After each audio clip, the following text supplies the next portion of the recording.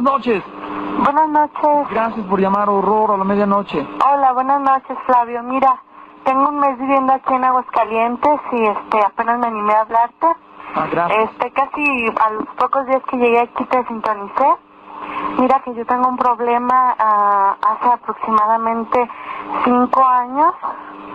Vivía en Torreón, Coahuila, y pues una noche salía a trabajar, bueno, era madrugada, trabajaba en una fábrica y había 3 esquinas así en diagonal y de repente pues ya se me había hecho un poco tarde, me había dejado el transporte, se me olvidaron unos lentes y regresé a la casa y en una esquina vi a una señora parada de negro.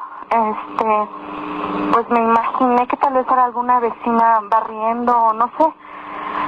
Cuando iba a cruzar la calle vi a la señora que como que tuvo una reacción de susto. De repente empezó como a correr, entonces a mí se me hizo extraño. Volteé y no tenía pies, estaba así como desvanecida. Me asusté y desapareció de repente así ante mi vista. Eso ya hace como 5 o 4 años. Después vivía con mi abuelita, le platiqué a ella, pues porque en la noche despertaba y la veía sentada ahí en mi cama. ¿A la de negro? Sí, una de negro, una señora, se veía ya grande, un poco así como llenita, no se le veía el rostro, pero sí sentía su mirada. Estaba en mi cama sentada, la veía por la ventana. Desde ese día que la vi, todos los días hasta la fecha, la sigo viendo. ¿Incluso aquí en Aguascalientes? Sí, aquí en Aguascalientes, y apenas acabo de llegar a vivir aquí. Anteriormente vivía en Celaya. Entonces mi abuelita pues lo que hacía era que abría la Biblia en Salmo, pero siempre que la señora aparecía la Biblia se cerraba. Sí, por supuesto. Y entonces pues es algo con lo que yo no he aprendido a vivir hasta la fecha. De hecho aquí en la casa pues ya es algo insoportable, ya es como que ya estoy fastidiada, no sé qué hacer. La veo cuando voy a la tienda, cuando salgo, cuando voy a trabajar, todo el tiempo. Yo no sé qué hacer. He recurrido a personas, no sé, en busca de una explicación de algo. Las personas se alejan, no me quieren ayudar. Yo ya estoy desesperada. Yo ya no sé qué hacer. Ahorita estoy aquí en un teléfono pues aquí en la esquina de mi casa. Sí.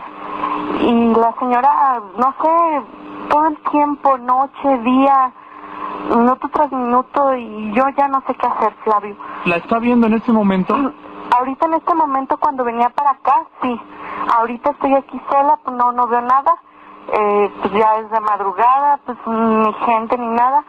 Pero no sé, yo ya no sé qué hacer.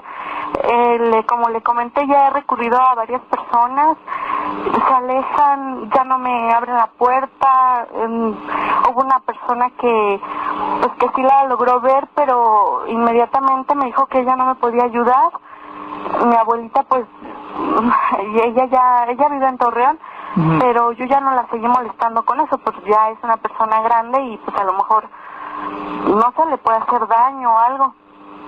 Y no sé si haya sido buena idea llamarle. Mire, ahorita está aquí en la esquina y yo ya tengo miedo.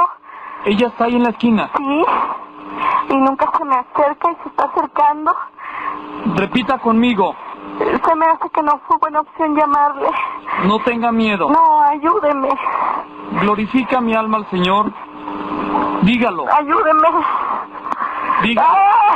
¿Qué le hace? ¿Y ahora?